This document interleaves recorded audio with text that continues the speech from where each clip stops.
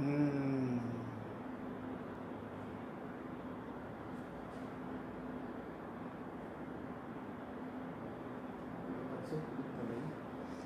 Vai. Cancelar, gravar vídeo, tentando recontactar. Tentando recontactar. Então a internet. Aí, ó. Aí, ó. Viu? Vamos gravar vídeo. Não, tá ao vivo. Pronto, agora foi.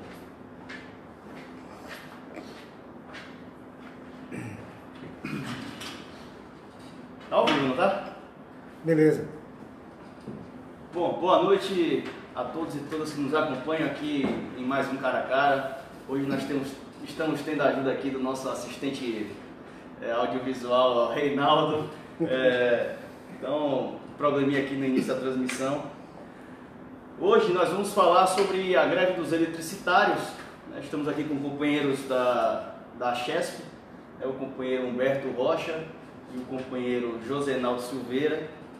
Eles são do SENG, o Sindicato dos Engenheiros da Bahia, e são funcionários da Chesf, Companhia Hidrelétrica do São Francisco. Desde já, pedir a todos, eu estou procurando aqui a transmissão na nossa página, para compartilhar a transmissão, curtir, comentar, enviar as perguntas para os colegas, e aí a gente vai fazendo a nossa transmissão ao vivo, como toda segunda-feira. Colocar que, muito importante, assim como a greve nossa dos petroleiros, a greve dos eletricitários trata de temas sensíveis à sociedade brasileira, né? Até uma questão interessante, que a energia é soberania também, a energia elétrica é soberania, assim como o petróleo também toca no tema da questão da soberania nacional, e então são assuntos de extrema importância para serem debatidos, e nosso total apoio à greve dos eletricitários, que se iniciou na meia-noite de ontem para hoje. Os companheiros vão falar mais sobre isso. E como a gente tem colocado a privatização não só da Petrobras, mas também o processo de privatização da Eletrobras, eles trazem um processo de perda de soberania nacional, mas também um problema mais imediato para a sociedade, que é a disparada dos preços, né? A gente tem visto os preços dos combustíveis no país subirem, atrelados ao mercado internacional, atrelado ao dólar, à cotação do barril de petróleo, porque esse é um processo de privatização da empresa. Então, para que seja possível os compradores estrangeiros virem aqui comprar os ativos da Petrobras, eles têm que ter uma sinalização de política de preços que permita que eles tenham interesse aqui de comprar. E isso quem paga a conta é a população, como a gente viu na greve dos caminhoneiros, que explodiu essa situação, e depois em seguida nós petroleiros, que já vimos denunciando isso há muito tempo, colocamos também a politização desse tema, né? Que se trata da política de preços da Petrobras, essa disparada do valor dos derivados, e assim não só como os derivados de petróleo, a questão da energia elétrica também passará sem dúvida alguma por esse processo, caso a privatização da Eletrobras seja efetivada. Então, passar a bola aqui já inicialmente para os colegas, primeiro cumprimentando aqui o Humberto Rocha. Então, Humberto, queria que você falasse um pouco sobre a greve dos eletricitários, esse processo de privatização do sistema Eletrobras, e o que é que vocês têm feito para tentar barrar esse processo. Boa noite. Boa noite. Eu acho que o mais importante nesse movimento que a gente está fazendo é o que vai impactar na sociedade, certo? Nós temos preocupação com nossos empregos. Eu seria hipócrita dizer que a gente tem essa preocupação, mas quando a gente vai para a sociedade, a gente vem para os canais, redes sociais, e a gente vai fazer esse movimento, é porque a gente tem convicção, né? Temos dados, vamos mostrar aqui, que com a privatização da Eletrobras, que a Eletrobras ela tem 31% da geração de energia elétrica do Brasil. Ela tem 49% das linhas de transmissão do país. Então, o que acontece? Basicamente, essa quantidade de ativos que a Eletrobras tem ela está chamada, de geração principalmente, ela está no chamado, um processo, no modelo cotizado. Quer dizer o que é cotizado? Quer dizer que ela tem um preço fixo, geralmente abaixo de R$40 o megawatt. Uma coisa bem didática, bem simples. E a outra parte, que é o chamado mercado livre, uma outra parte, é o chamado mercado descotizado. Esse mercado descotizado, ele, em média, o preço da energia, o megawatt, em média acima de R$250 megawatt hora, certo? Então o que acontece? É uma conta bem simples. Quem quer comprar a Eletrobras, empresas de mercado, empresas de multinacionais, né? Nada contra o empreendedorismo. Eu acho que o empreendedorismo, a geração de emprego e renda, as novas tecnologias, eu sou muito fã, gosto muito dessa parte do empreendedorismo. Coisa que a própria Eletrobras, a própria Chess, a própria Petrobras faz muito bem isso com as parcerias público-privadas e que gera muito emprego no país. O negócio é que o pessoal não quer investir mais na expansão da energia, né? O aumento de novas linhas de transmissão, estudar o mercado junto com o governo, fazer essa participação, essa parceria de crescimento. O pessoal agora quer simplesmente uma coisa assim absurda. Um grupo Eletrobras que custou, nesse tempo todo, de décadas, só a Chess fez 70 anos agora, quase R$400 bilhões, né? A preços de hoje, né? Arredondando, está para vender por 12 a 20 bilhões por questões fiscais e ainda tem para receber 40 bilhões da medida provisória 579 ainda nos próximos 5 anos. Eu tive lá no Congresso e uma apresentação de um parlamentar para o ministro da época, Minas e Energia. Ele falou assim: ministro, isso aí não é nem negócio da China, que o chinês não faz um negócio desse. Isso é uma coisa absurda, isso não faz sentido nenhum, não tem cabimento nenhum. Então, mas voltando à parte didática, se você está no mercado cotizado de abaixo de R$40 e você vai para o mercado descotizado que está acima de 250, ou por aí afora vai, é óbvio, vai acontecer o que aconteceu em Portugal, que aumentou drasticamente a energia, e principalmente agora o caos energético que está na Argentina aqui do lado. Que a imprensa daqui, a grande mídia, ela não noticia a coisa que está acontecendo aqui do lado, o caos energético. Preços de energia de forma estratosférica, lá agora na Argentina. Então o que acontece, minha gente? O preço da energia, que já é caro no Brasil, quem segura o preço da energia no Brasil ainda se chama o Grupo Eletrobras, que vende a energia mais barata do país. Com a privatização da Eletrobras, a sua energia, que já é cara, todos nós reclamamos, vai ficar uma coisa impagável. Né? Só números para eu anotar aqui, Humberto. Eu peguei aqui que a média da parte não cotizada é R$250 por megawatt hora. Em média. E a Eletrobras abaixo de 40. Abaixo de 40. Tem contrato da Chess, chega a ser até menor. Até de R$9 para alguns fornecedores, algumas cadeias produtivas.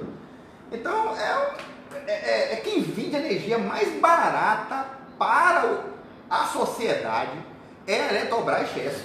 Ou seja, quem vende energia mais barata. Então, vamos dizer que haveria, é provável, me corrija se eu estiver fazendo a análise errada, que haveria um aumento das contas de energia de 5 a 6 vezes caso a Petrobras fosse privatizada, porque atenderia a esse mercado em torno de R$250 por megawatt hora. Como é que é isso? Uma conta bem simples, porque a conta de energia, a ANEEL agora falou uma pesquisa da ANEEL que trata disso, seria uma faixa de 16 a 17%.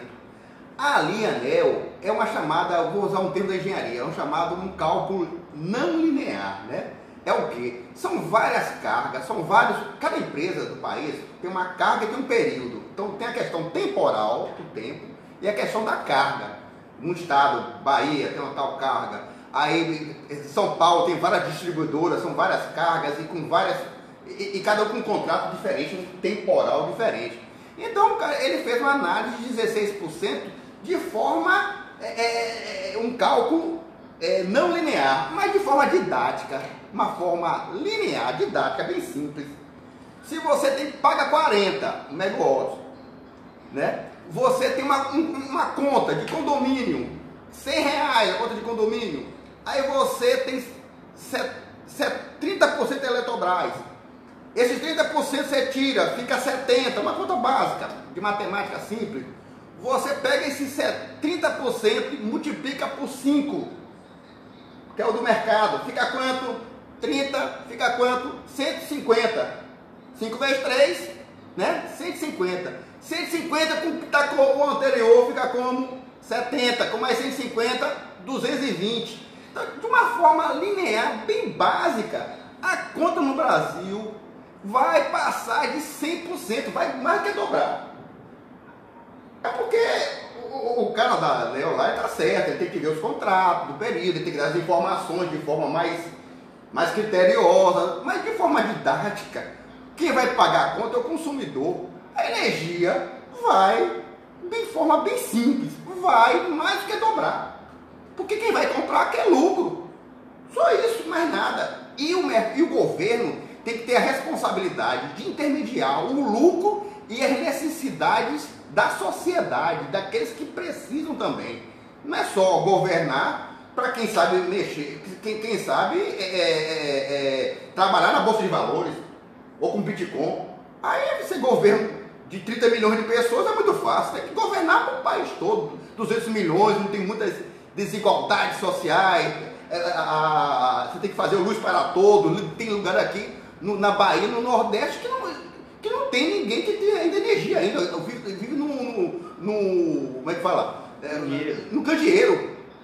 É uma realidade nossa. Esse pessoal que fala do seu Deus do mercado não conhece o país, rapaz. Só entende de Wall Street, de Manhattan, Champs-Élysées, Paris. Rapaz, anda na rua, rapaz. Vamos andar na rua. A gente estuda, a gente melhora de vida, mas tem que saber que tem um outro lado de pessoas que precisam muito. E o governo tem que ter essa sensibilidade. Entendeu? Bom, estava aqui esse tempo todo com a cabeça tanto baixa aqui, adicionando as pessoas na transmissão, que essa é a dinâmica aqui do Facebook. Você só consegue convidar as pessoas na hora que a transmissão está no ar. Então estava aqui convidando a galera e aí pedir para quem está online compartilhar o vídeo, convidar os amigos também para assistirem e enviarem suas perguntas aqui. Hoje a gente está falando da greve dos eletricitários. Os colegas aqui trabalham na Chesf e todo o sistema Eletrobras está em risco de privatização. E aqui eles estão colocando os problemas que isso pode causar para a população brasileira e para a soberania nacional. O Humberto ele falou essa questão tarifária e tal, que é bastante interessante, porque o povo vai sentir logo o reflexo no bolso, Josenaldo. Mas eu queria que você explicasse para o público que acompanha a gente como é que funciona esse sistema de geração, distribuição, venda de energia elétrica, para o pessoal entender melhor. Ok. O Sistema Elétrico Nacional, regra geral, ele é tratado realmente em geração, transmissão e distribuição como sendo entidades separadas. Nós, consumidores, temos normalmente o atendimento através da distribuição. Aqui, por exemplo, no caso da Bahia, é a Coelba quem tem o mercado distribuidor. Então, nós compramos a nossa energia através da Coelba. Porque nós somos a categoria chamada de consumidores cativos. O que são consumidores cativos? São aqueles que têm um consumo pequeno. Então, para esses, não é dado o direito de, a exemplo do que acontece com a telefonia, de você escolher o seu fornecedor. Existe, inclusive, um projeto de lei que trata dessa possibilidade. Nós podemos tratar disso um pouco mais adiante. Muito bem. Então, nós, consumidores cativos, não só não temos a alternativa de mudar de empresa com quem a gente tem relações comerciais, como também nós não temos como interferir no preço. Essa é a questão da distribuidora. Cada estado tem a sua distribuidora, sendo que existe um outro mercado que é o chamado mercado livre, que também a gente chama de mercado dos grandes consumidores. Aqui na Bahia, por exemplo, seja indústrias do polo petroquímico, seja do polo siderúrgico, essas empresas, por consumirem grandes blocos de energia, elas conseguem comprar essa energia diretamente de um fornecedor, por exemplo, a Chesf. Então, neste caso, a maneira de regular preço é totalmente diferente, porque esse é chamado mercado livre. Muito bem, nós, consumidores de pequeno porte, não podemos ser consumidores de mercado livre, nós somos consumidores cativos. O consumidor cativo, o preço é regulado, é preço estabelecido em leilões. Uma vez estabelecido, ele deve ser cumprido. Vamos para o caso da transmissão. Os grandes blocos de transmissão de energia, eles são feitos através das linhas de transmissão existentes ao longo de todo o Brasil, dos quais, como foi mencionado, nós detemos 49%, o Grupo Eletrobras. Vamos dar uma paradinha no momento de hoje, vamos olhar um pouco no passado, quando a gente tinha um outro modelo. No modelo anterior, a Chesf tinha um monopólio de todo o Nordeste. Então, ela construiu usinas e ela construiu sistemas de transmissão, linhas de transmissão, porque ela iria trafegar com a sua energia gerada para entregar às suas distribuidoras ou aos seus consumidores cativos. No atual modelo, isso não existe mais essa reserva, digamos assim, natural. Então, um empreendedor privado pode estar nesse momento gerando energia elétrica lá em Goiás, Mato Grosso, no Tocantins, e ele usa o sistema de transmissão para transferir seus blocos de energia. A empresa dona do sistema de transmissão recebe, digamos assim, um pedágio para poder permitir que haja esse trânsito de energia elétrica no seu sistema. É o chamado tarifa de uso do sistema de transmissão. No caso da geração, a nossa geração é essencialmente uma geração hídrica, o que faz do Brasil um país diferenciado de boa parte dos países do mundo.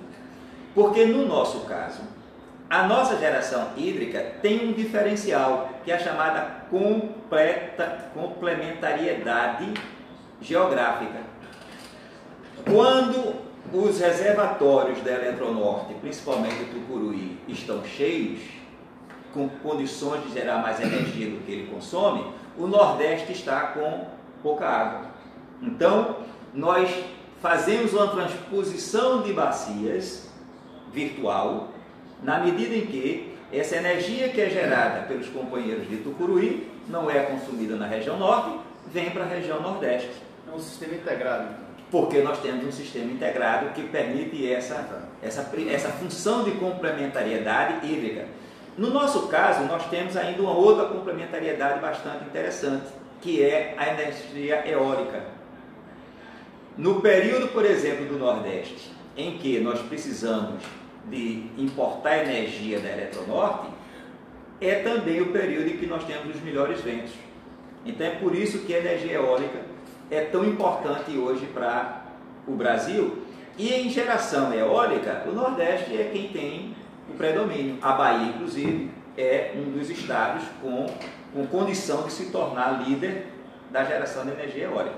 Então, o nosso sistema ele é essencialmente hídrico para efeitos de geração de energia, uma boa complementação através da energia eólica.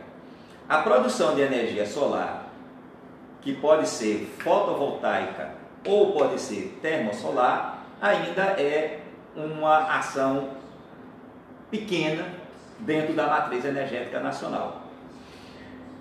A parte nuclear de Angra dos Reis, ela é também complementar, porém ela é extremamente importante, seja porque ela é uma energia que, apesar de um potencial risco que é pequeno de um problema, como tivemos Chernobyl, por exemplo, mas ela permite uma energia firme, e isso é extremamente importante no nosso cenário ainda disponível. Nosso sistema térmico é complementar, nós temos termoelétricas a diesel, temos termoelétrica a gás natural, e esse nosso sistema, ele é, digamos assim, o seguro que nos permite suprir as nossas deficiências energéticas quando temos baixa hidrologia. Um grande problema que a gente vive é porque, infelizmente, os últimos 7 anos trouxeram para o nosso país uma tremenda crise hídrica. Desde 2011, quando a gente teve 97% da geração nacional hídrica, até o ano de 2015, que nós tivemos 62%, nós tivemos que usar cada vez mais a geração térmica. E essa geração é muito cara. Aqui na Bahia, só um parênteses, aqui na Bahia a Petrobras tem 5 termoelétricas. 5 termoelétricas. Tem 5 termoelétricas aqui na Bahia. Agora o custo de geração, como você mesmo falou, é mais alto do que o custo hídrico, com certeza. Né? Bem mais alto, e com um detalhe, provavelmente a Petrobras tem parte das suas plantas com gás, sim, que dá um custo bem menor do que o diesel. A Chesser, por exemplo, tem uma planta térmica em Camaçari. Era a usina térmica de Camaçari que nós tivemos que desativar há cerca de 3 anos, uma vez que nós usávamos diesel. Então esse custo era proibitivo e nós estamos com essa planta parada. Então esse é essencialmente o nosso sistema. Eu acho que vale a pena a gente comentar um pouco mais sobre o sistema de distribuição da região amazônica. Alguns de vocês devem ter visto pela imprensa, seja pela imprensa televisiva, seja imprensa escrita, seja até mesmo pela internet, informações do tipo: a Eletrobras é uma empresa que passa por grave crise financeira. A Eletrobras tem grandes dívidas. Então é importante que a gente entenda primeiro o seguinte: nos últimos balanços, a Eletrobras como um todo, ela apresenta resultado negativo quando considera a distribuição na região amazônica. A região amazônica, ela deveria ser objeto de uma ação um pouco mais respeitosa por parte das nossas lideranças públicas, dos nossos governantes, porque o que se faz é uma ausência de debate correto. Os sistemas de geração elétrica da Amazônia, eles são, em boa parte, isolados. Vejam, nós temos aqui, no nosso caso do Nordeste, a possibilidade de trazer energia de Tucuruí. E nós podemos nos interligar com o Sudeste. E o inverso é verdade. Mas os nossos contemporâneos, nossos brasileiros que moram na região Norte, eles não têm isso. Eles têm a sua energia, onde, apesar de se dispor de um grande potencial hídrico, tem na geração térmica a sua base. Ao inverso da região Nordeste, da região Centro-Oeste, da região Sudeste, que tem na região térmica um ato complementar, uma segurança, a região Norte não. A região Norte precisa da geração térmica. Então, quando se fala que as empresas da região amazônica operam no vermelho, operam. E assim o fazem, não por uma questão de incompetência gerencial, de desmando, que essa é a imagem que se procura vender. Elas o têm por uma razão simples.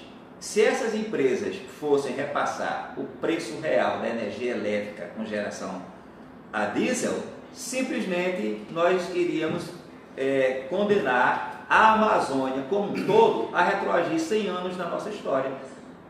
Porque não tem condições de pagar o preço do custo.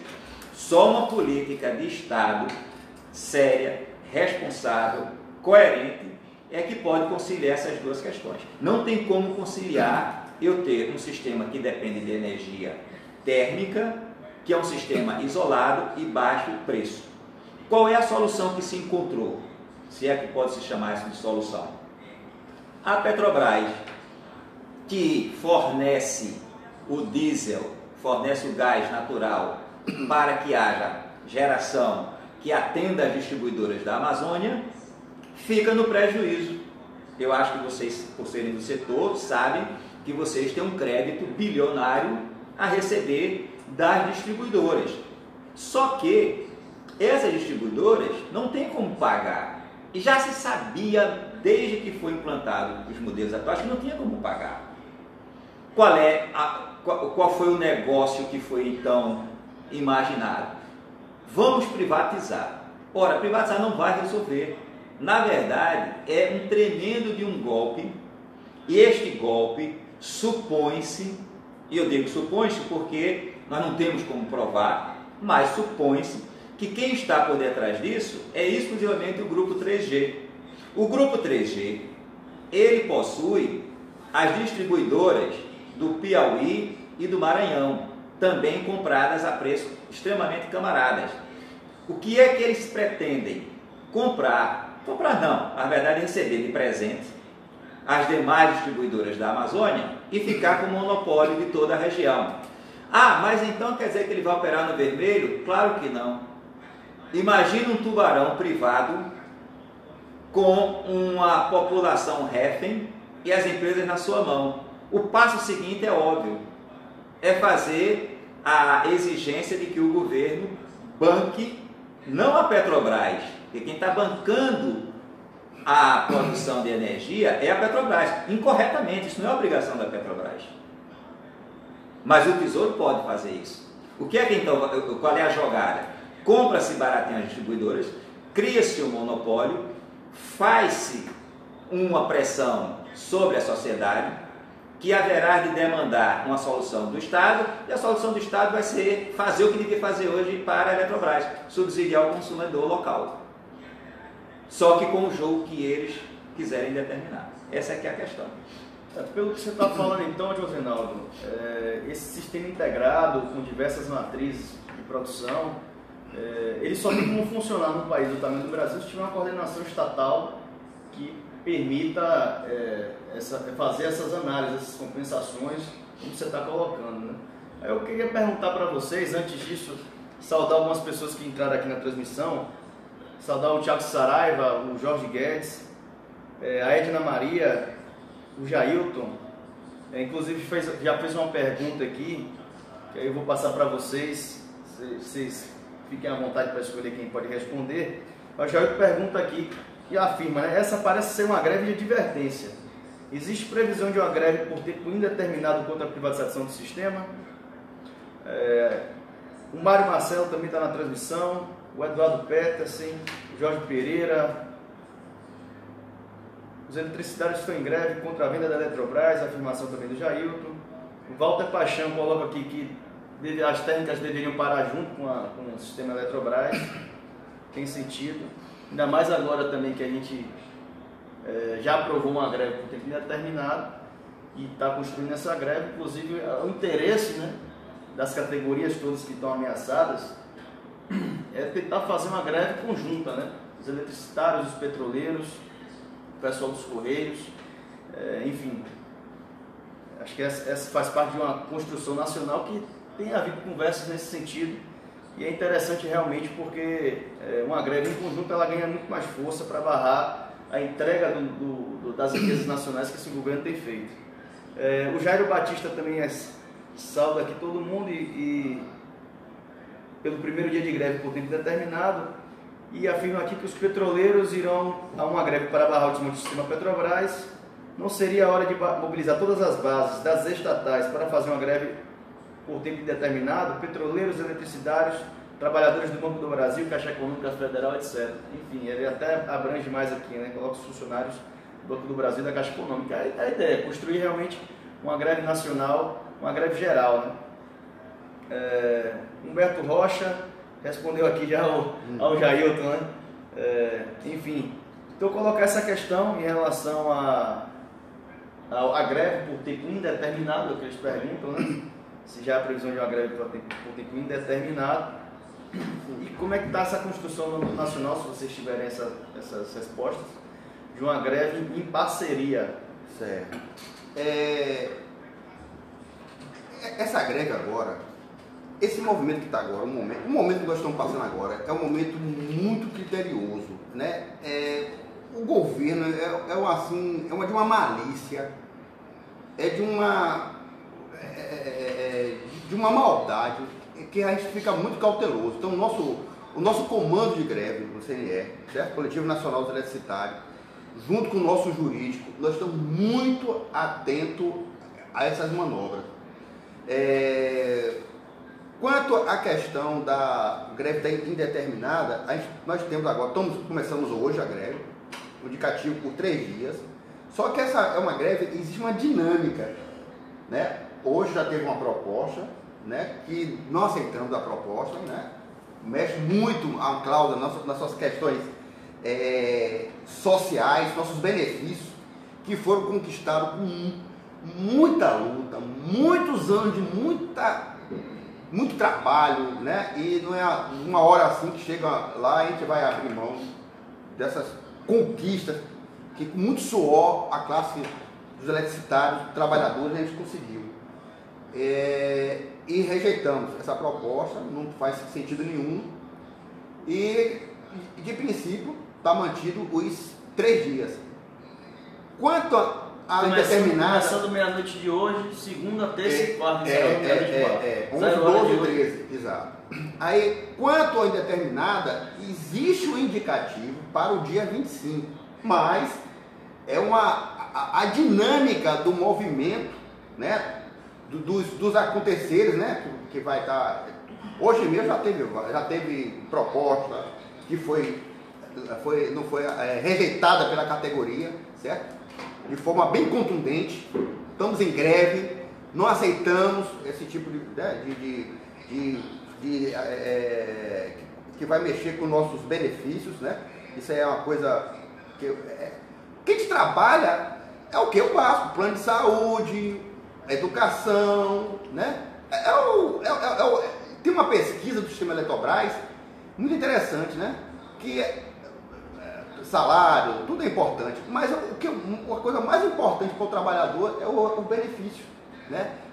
É similar ao padrão europeu de vida, né? Não é aquele padrão americano do dinheiro pelo dinheiro.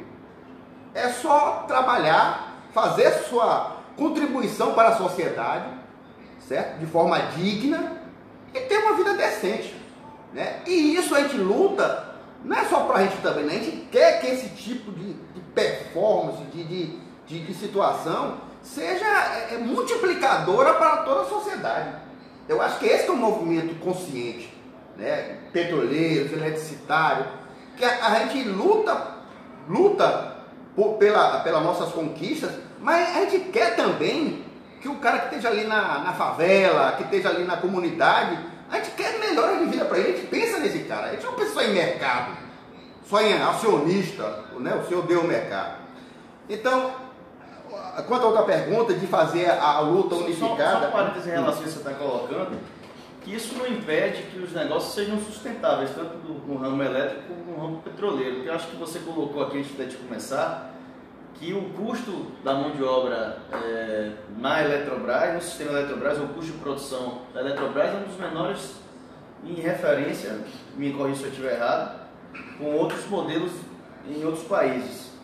E o custo nosso da mão de obra aqui dos petroleiros, aqui no Brasil, ele é mais baixo do que em outras petrolíferas de grande porte como a Petrobras. A gente fez isso durante a campanha reivindicatória do ano passado, a gente fez essa pesquisa e divulgou que nós tínhamos uma faixa de rendimento abaixo das grandes petrolíferas, a BP, a Chevron, não lembro agora de cabeça exatamente. Então, é extremamente viável você manter um padrão digno de remuneração das categorias e ao mesmo tempo ser competitivo no mercado. Era só isso que eu queria... Só reportando essa pesquisa aqui, viu, Saraiva? Tem uma pesquisa recente que a gente está agora, né? A gente começa a pesquisar tudo, né? No mundo todo, né? Para ver modelo, ver o que é bom, o que não é. E o megawatts, né, instalado das principais energias de eletricidade do mundo, as chinesas, Statgrid, a francesa, estatais, as americanas, as principais, a maior parte é um funcionário por megawatt, 2, a Eletrobras, se eu não me engano, 0,49, meio, um dos menores. O pessoal fala muito que a Eletrobras é grande, cheio de funcionários, um dos menores por megawatt, que seria a unidade que a gente compara, né? Você seria o petróleo ou o barris, a gente no caso seria o megawatt, né? Instalado, produzido, um dos menores do planeta Terra, né? O da Eletrobras. Em cima dessa questão voltando da greve, de fazer unificado, nessa agora do dia que vocês fizeram com o petroleiro, nós também ficamos com muita vontade de fazer em conjunto. Só que nós tivemos orientações do nosso jurídico, a gente tinha já uma reunião agendada para o dia 6 de junho, logo em seguida. Então, se a gente entrasse com aquilo, é bem provável o pessoal ia fazer algumas medidas punitivas. Então, o que acontece? Então, tem hora, gente, a gente fica nas redes sociais, né? Colocando, não, tem que estar unido e partir junto. Perfeito, tem que fazer. A gente tem que construir, vamos construir. Só que tem hora que naquele momento você vê que a penalidade vai ser maior do que os benefícios de imediato ser conquistado. Então é estratégia de luta, de embate. Mas essa luta conjunta é um desejo, acho que de todas as categorias. Eu acho que isso antes das eleições vai acontecer de forma inevitável. Bom, o pessoal está sugerindo aqui, não sei se vocês têm como fazer isso agora, mas pedindo para colocar o link da transmissão para o pessoal lá dos exercitários, né? As redes que vocês conhecem e tal, disparar no WhatsApp, o linkzinho nosso aqui da transmissão. Eu posso mandar para vocês aqui, para o Humberto aqui agora. Certo. Que aí passa para o pessoal isso, lá, né? Eu botei aqui também. Acompanhar, que eles devem estar interessados também nesse tema. Sim.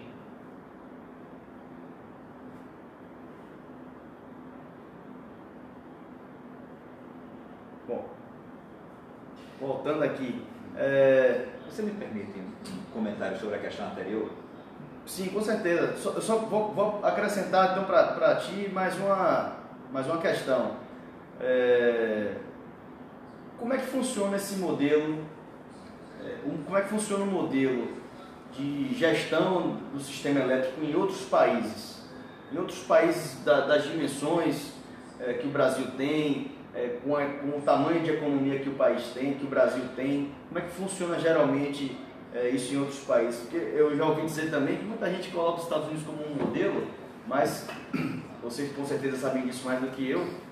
Algumas hidrelétricas nos Estados Unidos são administradas, vamos dizer assim, pelas Forças Armadas. Não sei se isso é assim em todas as hidrelétricas lá, mas eu acredito que tem uma parte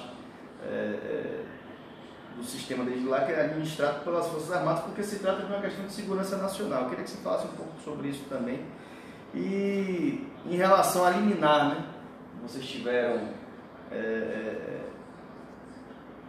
contra a privatização do sistema Eletrobras, no sentido de que teria que haver um plano não sei se é um plano de acomodação, de adequação da força de trabalho em função da privatização do sistema, que enquanto esse plano não fosse apresentado, a privatização da Eletrobras não poderia ir em frente. E o que foi que aconteceu com essa liminar e o que é que vocês acham da atuação do judiciário nesse sentido? Você quer que eu comece? Vou começar por essa parte final. Primeiramente, eu acho que foi uma abordagem muito inteligente dos companheiros dos sindicatos da região da Amazônia, quando eles protocolaram esta medida cautelar, onde eles mostraram o seguinte: a prática tem mostrado que os processos de privatização, eles têm, entre outras consequências, demissões em massa. Isso é uma prática generalizada, não é teoria, o que se observa no Brasil.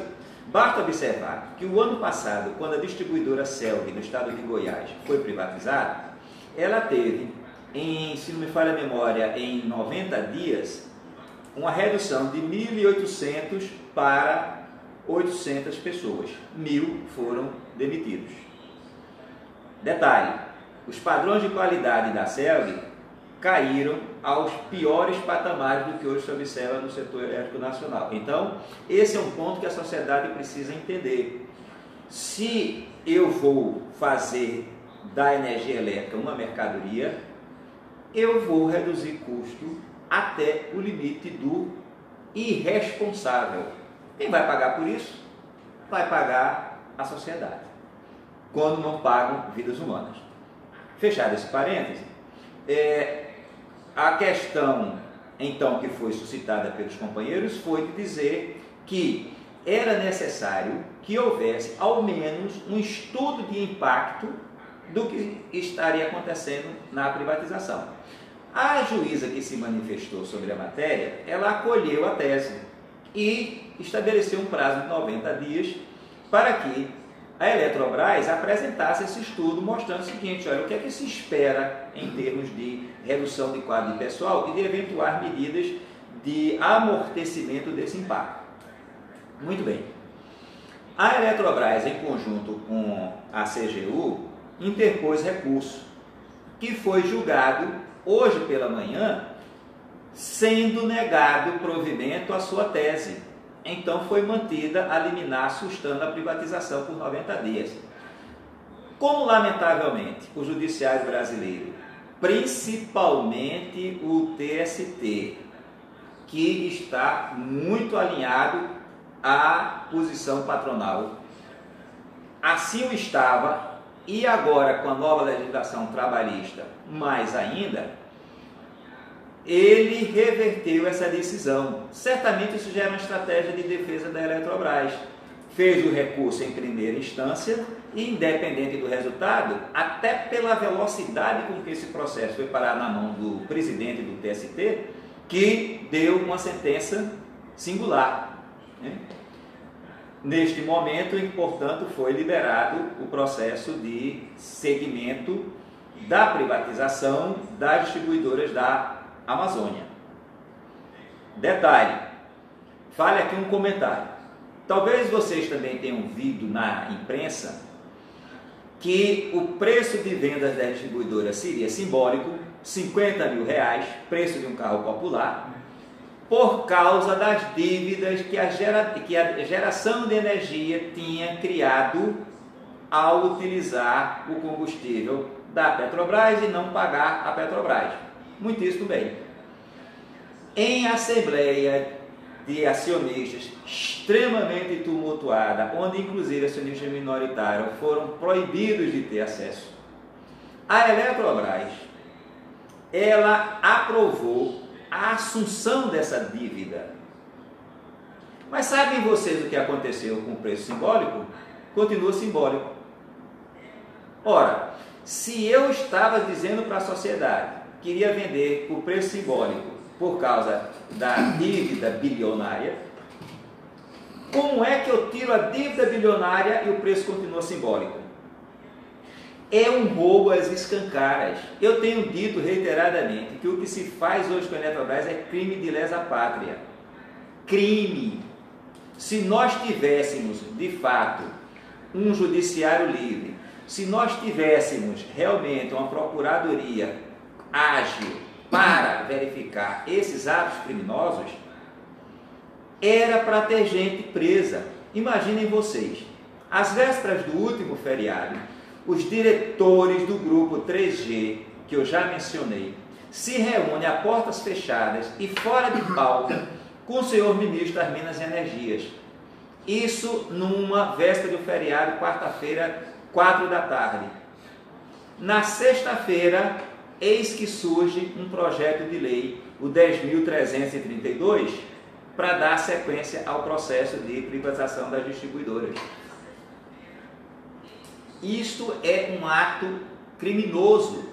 Todo mundo sabe no setor elétrico que quem está por detrás da privatização da distribuição da Amazônia é o grupo 3G. Então, é óbvio que o senhor ministro sabe disso. Como é que ele aceita deliberar com esses diretores qualquer semelhança com uma certa reunião em determinado palácio ocorrida há muito pouco tempo? Não é mera coincidência. É um outro capítulo do mesmo jogo de destruição, de entrega do patrimônio nacional, feita de uma forma desavergonhada, destemida. Esse é o fato. Sobre a primeira questão que você perguntava, de modelos, então primeiro deixa eu dizer que você está certíssimo. Nos Estados Unidos, capital do liberalismo econômico, você não tem o chamado livre mercado para brincar com a energia elétrica. Você não pode brincar. Aliás, um aprendiz de feiticeiro no estado da Califórnia brincou de livre mercado,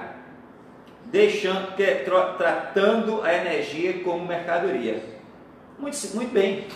Se a energia é mercadoria, todo produtor sabe que se eu reduzir a oferta, mantido constante ou até crescente a demanda, meu preço sobe. Então, para que eu vou me preocupar com custos de manutenção, se eu posso desligar 1, 2, 3 usinas hidrelétricas e eu ganho o mesmo valor? É óbvio que é o que vai acontecer, principalmente quando eu estou falando de algo que é totalmente essencial, não só para a vida das pessoas, mas para a atividade econômica. Sem energia elétrica, o mundo que nós conhecemos inexiste. Sem energia elétrica, nós voltamos à Idade Média. Simples assim. Não só são os Estados Unidos. Os Estados Unidos têm a geração hídrica na mão das estatais. O Canadá tem, Noruega, Itália.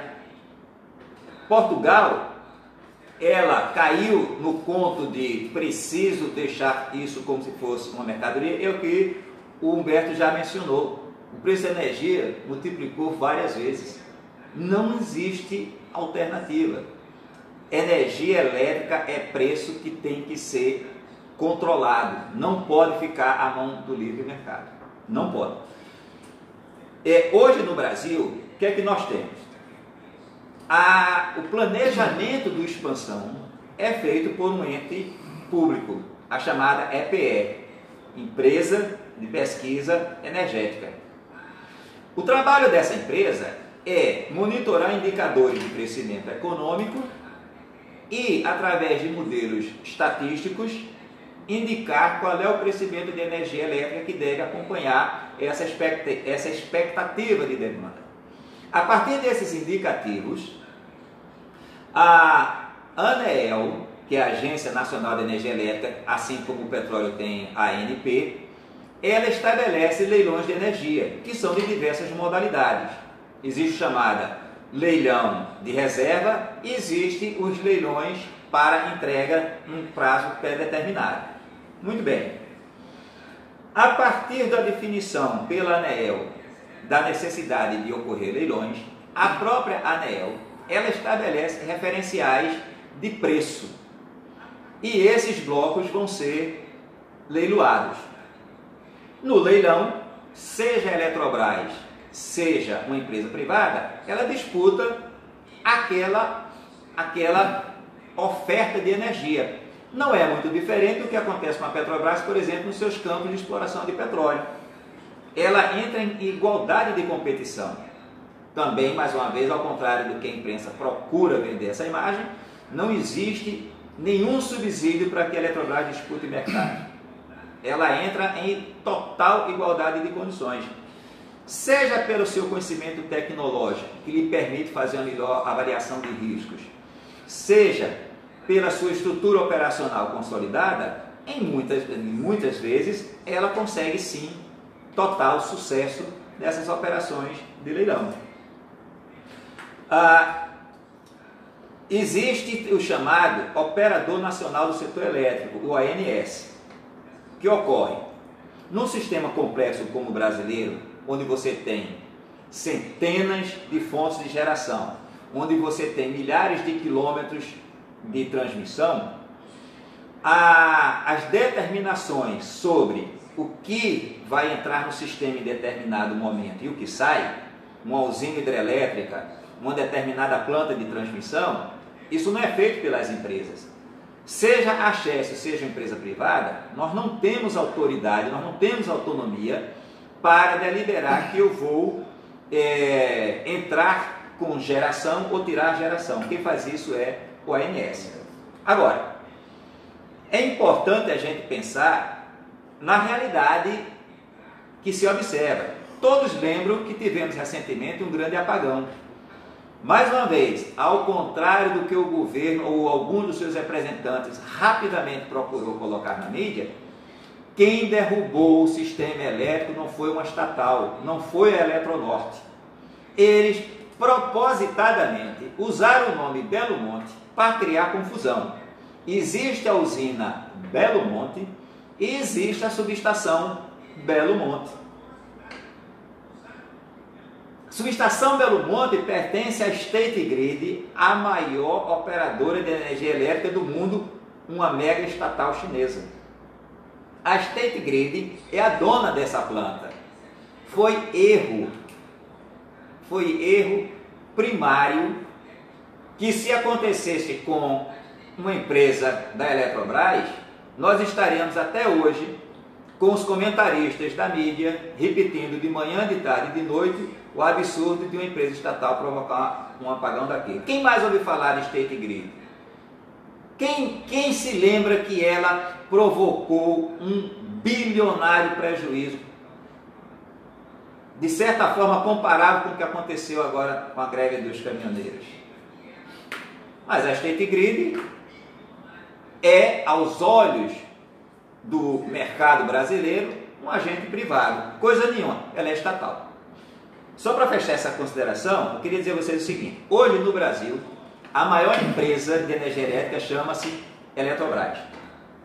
A segunda maior chama-se State Grid, estatal chinesa. A terceira é uma empresa italiana, também estatal. E a quarta é uma empresa privada espanhola. O que nós estamos fazendo? Nós estamos criando um discurso que o Estado brasileiro não deve ter um papel predominante na geração e produção de energia elétrica, e estamos entendendo que a State Grid chinesa, a empresa da Itália, a empresa da Espanha, estatais, são as competentes. É uma forma de dizer: brasileiros, vocês são incompetentes, irresponsáveis, mas deixemos que os outros estatais façam o trabalho direito. É isso que se passa. É interessante que o discurso neoliberal, né, privatizador, diz que tudo tem que ser feito pelo mercado, porque a gestão é melhor, mas o interessante é que nossas riquezas estão sendo vendidas para outras estatais. Então é interessante para o povo de outros países, mas não é interessante para o povo brasileiro. É isso que eu não consigo entender. Tanto o setor elétrico quanto o setor de petróleo, muitos dos campos do pré-sal agora estão sendo vendidos para a Statoil, a estatal norueguesa, para empresas estatais chinesas. Enfim, é uma coisa que não dá para entender. Posso fazer só um comentário sobre isso? Vejam, outro engano que às vezes a população tem é quem se apropria do benefício da atividade econômica. É ledo engano, é pura malandragem dizer que eventuais ganhos em eficientização serão repassadas para o consumidor. Não vai. Irá para a Itália, irá para a Espanha, irá para Portugal, para a França, Estados Unidos e China, na forma de dividendos bastante vultuosos, que é o que acontece nessas situações. Não somos nós que ganhamos. Bom, e a lógica que está por trás disso tudo é o que a gente tem visto hoje como o modelo de gestão atual da Petrobras, né? A gente está produzindo no pré-sal já mais de 1,5 milhão de barris por dia. O pré-sal, há muitos que diziam que era uma fantasia, hoje é o maior polo produtor de petróleo aqui no Brasil, e a tendência é crescer ainda mais. O que a Petrobras está fazendo com essa política dela de preço? A gente produz muito petróleo, é autossuficiente de petróleo, mas baixamos as cargas nas refinarias, não estamos utilizando nosso parque de refino totalmente, estamos mandando o petróleo para refinar lá fora e comprando os derivados de outros países estrangeiros em dólar, né? Prejudicando não só a população que está pagando os combustíveis mais altos, mas também o próprio governo que não tem esse dólar para bancar, né? E de repente essa variação na balança de pagamentos aí do dólar e tal pode ser até um dos motivos da subida da moeda, né? E eu acho que a gente pode fazer um paralelo também com o setor elétrico, né? Que é a energia elétrica, ela sendo privatizada, você vai ter menos investimentos, como o caso que você citou lá da Califórnia, né? os preços vão acabar subindo e sempre quem vai pagar a conta é o povão. E no caso do apagão, eu lembrei, curiosamente, que nós tivemos, né, um outro apagão no país com a greve dos caminhoneiros, apagão esse criado por conta da política de preço da Petrobras, pelo mesmo ministro do apagão lá em 2001, Pedro Parente, né? Especialista em causa. Especialista em causa e em apagão. Eu acredito que o Brasil adotando esse caminho, permitindo que o governo faça essas privatizações, vai ser o caminho do apagão, do apagão, dos preços mais altos, da população pagando a conta. Enfim, e só uma consideração em relação à justiça, né? No caso de vocês, teve essa questão da liminar que foi derrubada por uma decisão monocrática, e na nossa greve também nós tivemos problemas com uma decisão, do nosso ponto de vista, arbitrária da justiça, né? Do Tribunal Superior do Trabalho, que considerou nossa greve ilegal antes mesmo de começar. Então, é uma decisão que não há paralelo na história aqui do país e que realmente mostra o regime de exceção que nós estamos vivendo e que daqui até a mudança do cenário político que nós acreditamos que é possível fazer com as eleições desse ano, a perseguição a nós todos os trabalhadores vai ser enorme, por isso que é importante a gente construir um movimento juntos. Bom, a gente falou muito sobre essa questão da tarifa, né, o modelo e tal, mas a gente precisa falar também um pouco sobre a questão do regime das águas, né, porque isso interfere com a privatização do sistema Eletrobras, a questão das águas, do controle das águas no país, né, que essa é uma questão também muito sensível. Então eu queria fazer essa pergunta e saudar mais algumas pessoas também que entraram na transmissão.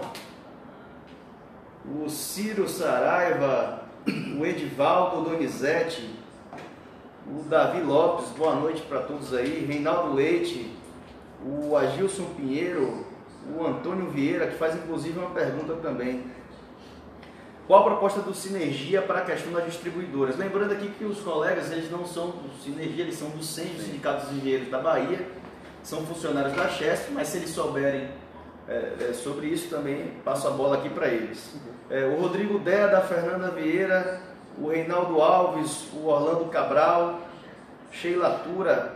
Então, boa noite a todos vocês que estão nos acompanhando. A gente pede sempre que compartilhem esse vídeo, façam os comentários, as perguntas aqui, curtam a transmissão. E lembrando que essa transmissão ela está sendo feita ao vivo, mas depois o programa ele fica gravado, ele pode ser compartilhado depois e ser assistido a qualquer momento. Então, lembrando aí, né, quais foram as questões, o regime de águas e essa questão da proposta para a questão das distribuidoras. Certo. Só para contextualizar, a questão do regime de água no mundo, a hidroeletricidade nos países, né, eu vou falar a linguagem, chamada linguagem de mercado, né, o benchmarking da energia no mundo, né, Estados Unidos, Noruega, né, na Escandinávia, Canadá, onde tem a hidroeletricidade, ela é praticamente estatal. Ela é exatamente porque eles entendem que o uso múltiplo, né, da utilização o uso múltiplo das águas, né, para transporte, para a água para população, para agricultura, irrigação. Então é uma necessidade básica, né, inegociável. E que eles entendem o quê? Nos Estados Unidos, que é a meca do capitalismo, né? O José Naldo falou muito bem aqui, a hidroeletricidade nas principais bacias, ela não só é estatal, como o Exército, as Forças Armadas que tomam conta. É tipo assim, segurança nacional. Então, e o pessoal convive muito bem com o chamado mercado, com a iniciativa privada, desenvolvimento tecnológico, com, né, incentivos ao empreendedorismo, né?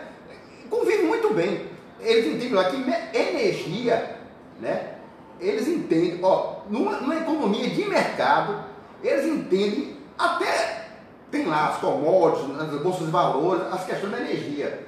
Mas na prática mesmo, é isso que está. São conceitos que eu diria que Marx aliás, ele se levantaria até agora do túmulo. Porque na prática, o capital, os lugares mais desenvolvidos do mundo, eles entendem que o cara tem que ganhar dinheiro com a inovação, com a tecnologia, mas tem coisas como a energia, a água, né, a educação, a saúde, são conceitos, rapaz, para socialismo nenhum botar defeito. Né? Então, mescla a questão do mercado, da inovação, com as questões primordiais, que é da dignidade do ser humano, coisas básicas. Então, energia é tratada de forma estratégica. Tem uns estudos estratégicos do governo americano, tanto faz ser republicano ou democrata, tem duas premissas básicas lá, o cara tem que tratar, que são estratégicas: energia, país frio, questão de sobrevivência, a população, e para a cadeia produtiva como um todo. E é a questão da inovação, da tecnologia. Então são primórdios básicos, né? São premissas básicas lá.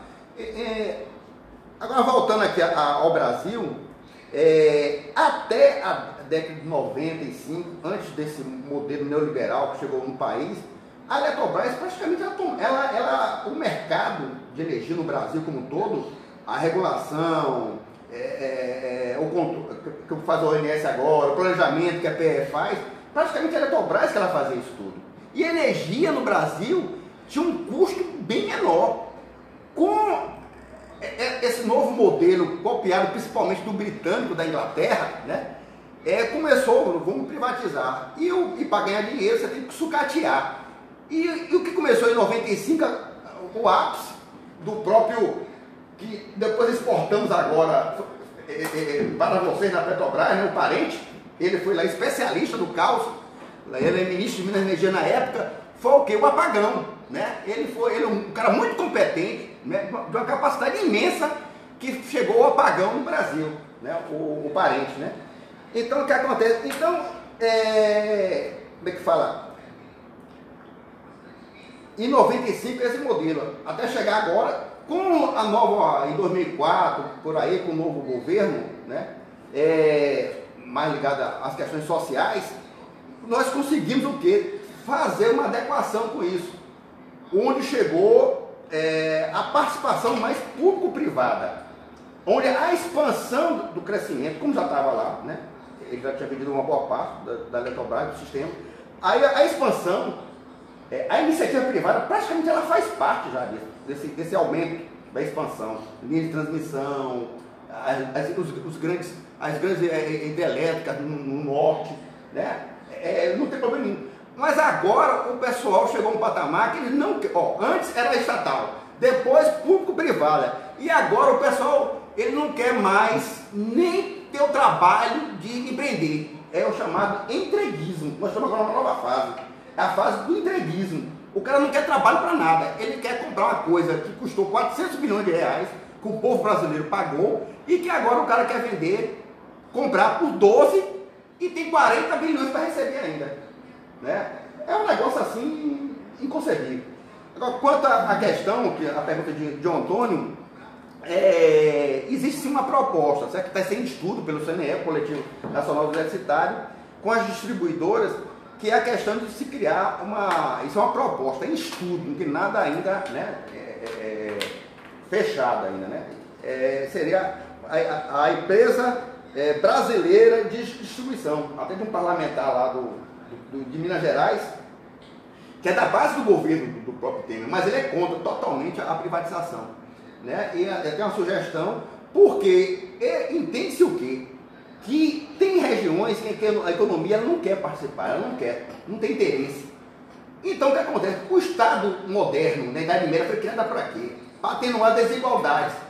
Então, se tem locais que o mercado não tem tanto interesse, não é tão atrativo, que é o papel? O papel do Estado, o governo, tentar lá de forma coerente, com a gestão responsável, tentar, como é que fala? Controlar essas empresas lá. Então, a solução é sim as distribuidoras continuar ainda com o governo federal, certo?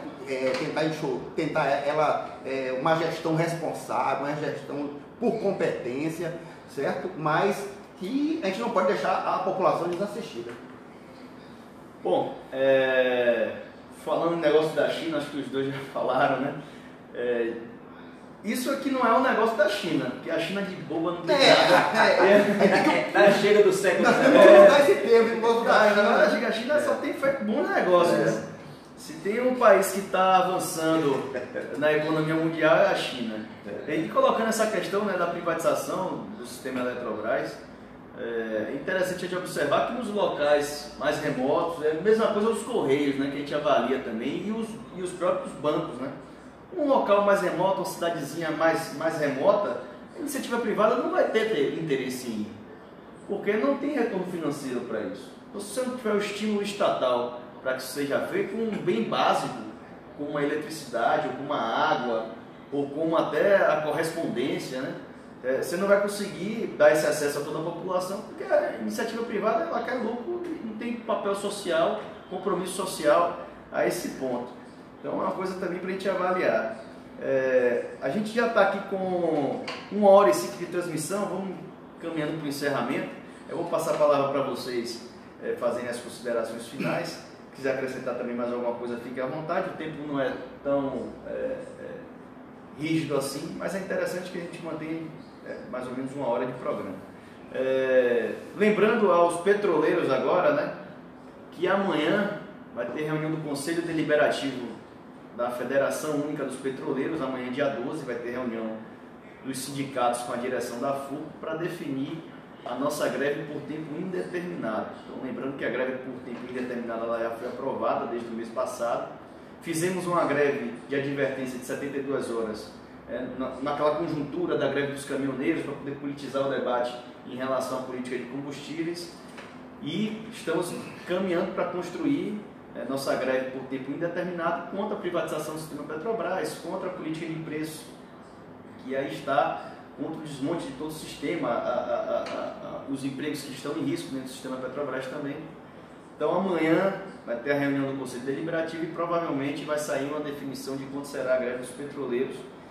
E acredito mais uma vez que seria interessante juntarmos mais categorias nesse processo, porque está todo mundo sob risco, digo todo mundo, não só das categorias que esses trabalhadores representam, mas toda a sociedade brasileira está em risco, por todos os argumentos aqui que nós já colocamos. Então, vou passar para vocês, para fazerem as considerações finais, primeiro aqui com o Josenaldo e depois com o Humberto. Ok, bom, primeiramente eu gostaria de agradecer por essa oportunidade que nos foi criada, parabenizar a FUB por essa prática muito inteligente, muito interessante de ter essa comunicação com o seu público e também de se visualizar como sendo uma oportunidade histórica essa de se fazer um movimento unificado. Eletrobras e Petrobras são duas peças básicas da estrutura de economia do nosso país. E quando eu falo economia, não é somente da possibilidade de trabalhar com um insumo que é básico, mas é pela tecnologia que tem por detrás. Nós temos modelos parecidos, vocês têm o CENTES, nós temos o CEPEL. Nesses centros se cria inteligência na engenharia nacional. Assim como a Petrobras, ela é destaque na produção de petróleo a partir de águas profundas, nós também somos referência mundial na produção de uma energia o menos poluidora possível, já que energia limpa, na verdade, não existe. E é um momento, de fato, da gente construir não só uma paralisação, mas eu acho que se fosse até possível as lideranças sindicais cada vez mais conversarem, se integrarem, porque é muito possível que a gente só tivesse a ganhar com um trabalho continuado, permanente. Obrigado mais uma vez, uma boa noite pela atenção. Antes, eu vou até responder com uma pergunta aqui da Elizabeth. Ela fala o que os sindicatos das estatais sugerem para impedir o entreguismo, né? Eu acho que nós temos que democraticamente só tem uma saída. Em outubro a gente tem que como é que fala, ir para as urnas e eleger um governo progressista, nacionalista, comprometido com o povo, né? Com as questões nacionais, né? Atender o mercado, o empreendedorismo, né? Eu acho que esse termo mercado é meio até pejorativo, mas o termo empreendedorismo eu gosto muito, acho melhor, é muito bom isso. Agora, existe no Brasil umas desigualdades sociais imensas, né? Um dos maiores índices, o Gini do mundo, então o governo tem que ser uma coisa preocupada com o todo. Outra coisa, ela fala que é questão porque não fazer o noticiário na TV. Porque é caro, muito caro, e tem TVs, principalmente a chamada envolvida com ao chamado mercado, porque os donos dessas TVs, as principais, as famílias são nada mais que acionistas. É um problema da mídia no Brasil e até no mundo, mas principalmente no Brasil, está muito forte aqui na América Latina. Os donos dos grandes empreendimentos que querem comprar a Petrobras, a Eletrobras, querem a Previdência para vender seguro, são pessoas que são donos da mídia. Então o repórter que ganha lá seu salário, vive bem, Manhattan, Chile, o cara, ele ganha pra... mãe, me pagam muito bem, pedi pra falar mal de você, mãe, desculpa aí. Então o cara tá ali. Cara, mídia tamanho. Não tem um contraditório, o cara fala o que ele bem entende e acabou. É um negócio assim, até dói. Eu acho que mas a população tá ligada. Porque quando você vê muito tempo você falando só mal de um lado, eu acho que nós vamos sair disso. Eu acho que a Eletrobras, a Petrobras, a sociedade brasileira, eu tenho plena convicção que nós, nesse desmando que está acontecendo com o país agora, nós vamos sair fortalecidos, certo? E vamos fazer coisas, se nós falhamos no passado em algumas coisas, nós vamos melhorar. Vamos rodar o PDCA e vamos melhorar. E o que acontece? Vamos fazer uma política energética como um todo, responsável e que seja produtiva para o país. Geração de emprego e renda. E aí, geração de emprego e renda é dignidade para todo mundo. Né? Bom, lembrando que em relação à mídia, nós temos a TVT, que é a TV dos Trabalhadores, que ela traz esse outro ponto de vista, né, ponto de vista da classe trabalhadora. É uma TV que a gente pode acompanhar via satélite, né? Quem tem satélite pode sintonizar lá a TVT, ou entrar na internet, tvt.org.br. Tem a página no YouTube também da TVT, e sempre tem matérias interessantes com outros conteúdos, né, que a gente não costuma ver na grande mídia.